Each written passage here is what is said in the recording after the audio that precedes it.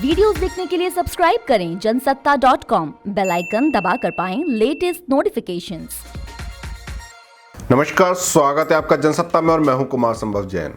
मैं आपके सामने रोजाना की तरह हाजिर हूं कोरोना अपडेट्स के साथ। देश में कोरोना संक्रमितों की संख्या 96,436 हो गई है। केंद्रीय स्वास्थ्य मंत्रालय ने बताया कि पिछले 24 घंटे के दौरान 2,715 संक्रमित ठीक हुए हैं। इसके बाद मरीजों के ठीक होने की दर बढ़कर 38.29% हो गई है। इस वक्त देश में हर 1 लाख की आबादी पर पॉजिटिव मरीजों की संख्या 7.1 है। उधर बीएसएफ के 44 और जवानों ने कोरोना को हरा दिया।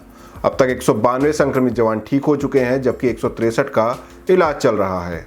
पिछले 24 घंटे के दौरान दिल्ली में 299, राजस्थान में 140, कर्नाटक में 84, आंध्र प्रदेश में 52, ओडिशा में 48, बिहार में 6, जबकि असम, हरियाणा और गोवा में 2 पॉजिटिव मरीज मिले हैं। ये आंकड़े covid19india.org और राज्य सरकारों से मिली जानकारी के आधार पर हैं। केंद्रीय स्वास्थ्य मंत्रालय के मुताबिक देश में 96,169 संक्रमित मरीज हैं। 56,316 का इलाज चल रहा है। 36,823 लोग ठीक हो चुके हैं और 3,029 लोगों की मौत हो चुकी है। लॉकडाउन के बीच सोमवार को नई दिल्ली की गाजीपुर थोक मंडी में लोगों की भीड़ उमड़ पड़ी। बड़ी संख्या में लोगों ने फल और सब्जियों की खरीदारी के लिए इस मंडी का रुख किया था। आपको बता दें कि ये मंडी 16 मई को दोबारा खोली गई। इससे पहले मंडी के सेक्रेटरी और डिप्टी सेक्रेटरी के कोरोना संक्रमित पाए जाने के बाद इसे सील कर दिया गया था।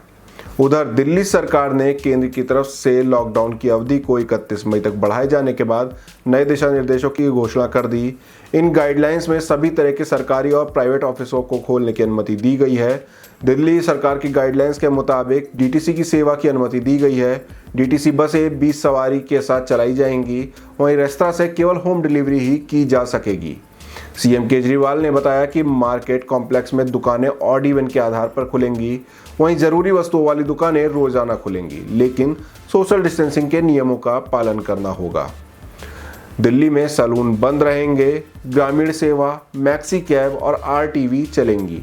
इन गाड़ियों को सैनिटाइज करना अनिवार्य होगा। मेट्रो, स्कूल, कॉलेज व अन्य शिक्षण संस्थान बंद रहेंगे। केजरीवाल ने कहा कि हमें कोरोना के साथ जीने की आदत डालनी होगी।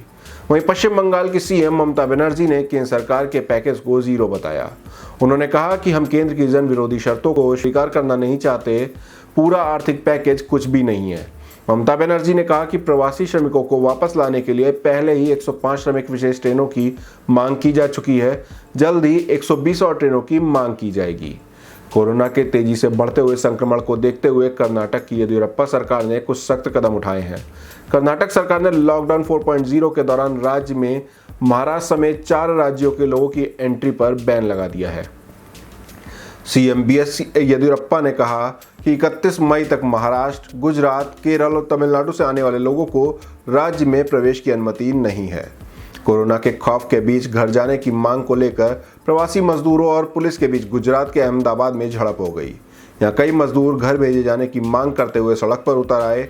मजदूरों को समझाने पहुंची पुलिस को भी उनके गुस्से का शिकार होना पड़ गया। सीबीएसई ने 10वीं और 12वीं के एग्जाम की डेट शीट जारी कर दी है। आज ये बताया गया कि किस क्लास का एग्जाम और किस विषय का एग्जाम कब होगा। दरअसल लॉकडाउन की वजह से सीबीएसई की 10वीं और 12वीं की परीक्षा बीच में ही रोकनी पड़ी थी। लॉकडाउन 4.0 की आज से शुरुआत हो गई है। इस दौरान सरकार ने कुछ छूट देने का ऐलान किया है, लेकिन सरकार के साफ निर्देश हैं कि धार्मिक स्थलों पर लगी पाबंदी को जारी रखा जाएगा। हालांकि लॉकडाउन 4.0 के पहले ही दिन गृह मंत्रालय के निर्देशों की धज्जियां उड़ गईं। दरअसल पंजाब में माता भद्रकाली का मंदिर खुल गया। हैरानी की बात यह है कि इस दौरान भक्त भी बड़ी संख्या में मंदिर में दर्शन करने के लिए पहुंच गए और किसी ने भी सोशल डिस्टेंसिंग का पालन नहीं किया। Online food delivery company Swiggy ने 1100 कर्मचारियों की छटनी कर दी है। लॉकडाउन का चौथा चरण लागू होने के पहले ही दिन कंपनी ने अपने करीब 14% वर्कफोर्स को कम करने का कठिन फैसला लिया। कंपनी के सीईओ और को फाउंडर श्री हर्ष मजेठी ने कहा, आज स्विगी के लिए सबसे दुखद दिन है जब हमें अपने वर्कफोर्स को कम करने का फैसला लेना पड़ रहा है। अब हम पूरी दुनिया में कोरोना वायरस के हालात से रूबरू होते हैं। दुनिया में कोरोना वायरस से अब तक 48,20,347 लोग संक्रमित हो चुके हैं। 18,64,118 लोग ठीक हुए हैं। वहीं मौतों का आंकड़ा 3,16,953 हो गया है। उधर कतर में सार्वजनिक जगहों पर मास्क पहनना अनिवार्य कर दिया गया है। नियम तोड़ने वाले को 3 साल तक की जेल हो सकती है। देश में अब तक 32,000 से ज़्यादा लोग संक्रमित हो चुके हैं, जबकि 15 लोगों की जान जा चुकी है। अगर अमेरिका की बात करें तो यहाँ 15,27,951 लोग इन्फेक्टेड हैं, वहीं 90,980 लोग अपनी जान गंवा चुके हैं। रूस में 2,90,678 लोग संक्रमित हैं, यहाँ 2,722 लोगों की अब तक मौत हो चुकी है। स्पेन में 2,77,678 लोग कोरोना वायरस की चपेट में आ चुके हैं, यहाँ 27,650 लोगों की मौत हुई है। ब्रिटेन में 2,43,695 लोग कोरोना से संक्रमित हैं, यहाँ 34,636 लोगों की मौत हो चुकी है।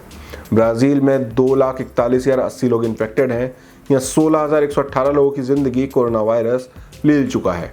अब हम बात करते हैं इटली की, तो इटली में 2,25,435 लोग इन्फेक्टेड हैं, जबकि 31,908 लोगों की मौत हो चुकी है। फ्रांस में 1,79,569 लोग खौफनाक कोरोना वायरस से जूझ रहे हैं, वहीं 28,108 लोग अपनी जान गंवा चुके हैं।